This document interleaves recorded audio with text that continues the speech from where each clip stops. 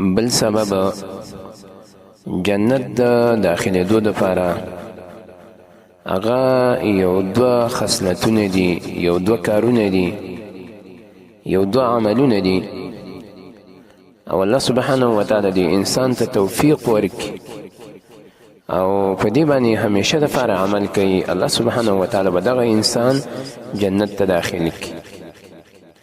لکه یو حدیث مبارک کې راځي، امام ابو داود رحمه الله خپل سنن کې دا روایت راوړی او امام ابن حبان رحمه الله صحیح کې او امام احمد ابن حنبل رحمه الله په خپل مسند کې دا روایت ذکر کړی دی.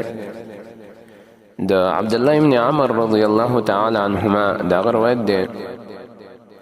هغه فرمایي وایي د الله نبی فرمایلی دي خصلتان او خلتان، دو خویونه دي او دو خصلتونه دي، دو عملونه دي، لا يحافظ عليه ما عبد مسلم الا دخل الجنه. یو مسلمان بنده چې کله د دې دوام وکړي او په دې باندې عمل وکړي، الله سبحانه وتعالی به جنت ته داخل کړي. او نبی صلی الله علیه و آله وسلم ورسره داسې مو فرمایل وایي هما یسیر ومن یعمل بهما قلیل. کارونه دواړه آسان دي خو عمل کوونکي ډېر لږ دي. ډېر کم خلق به چې د دو کارونو د دو عملونو باندې عمل کوي او په دې باندې دوام او همیشوالی کوي. یو په هغې کې نبی صلی الله علیه و آله وسلم فرمایي یسبح فی دبر کل صلاة 10، د هر فرض منځنه وروسته 10 کرتې سبحان الله ویل، او ویحمد 10 10 کرتې الحمدلله ویل، ویکبر 10 او 10 کرتې الله اکبر ویل.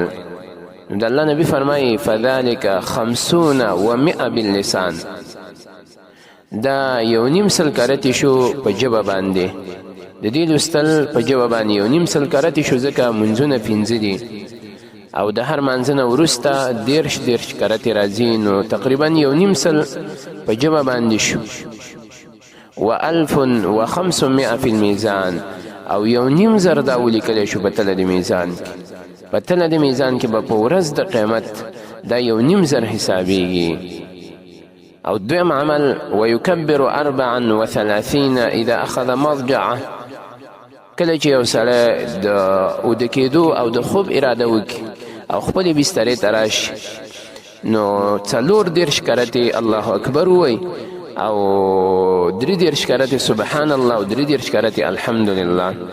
نو فذلك 100 باللسان، دا په ژبه باندې 100 شو، خو و1000 فی المیزان، په تله د میزان کې دا زر رب العالمین دی انسان لره حسابوي.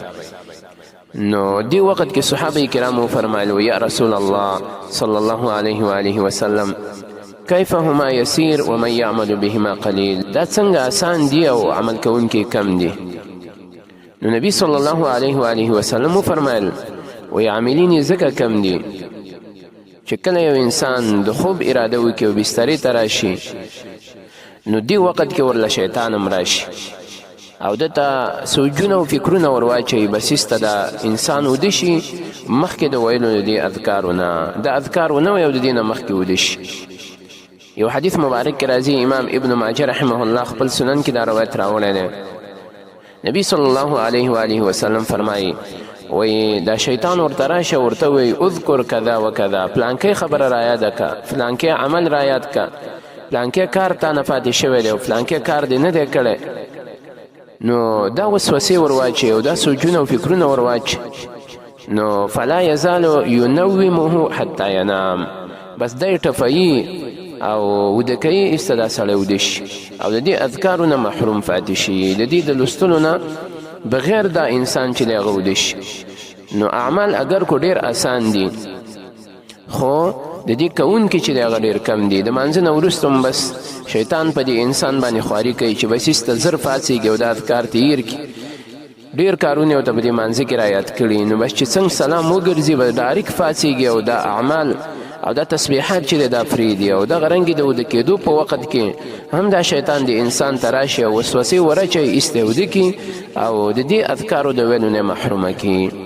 د دې وجې نه مؤمنانو ورونو په دې باندې موږ او تاسو عمل شروع کړو او کو کم مؤمن انسان له الله سبحانه وتعالی د دې توفیق ورکړی وي هغه دې په دې اعمالو باندې دوام او همیشوالی وکړي او دا دې نه پرېږدي.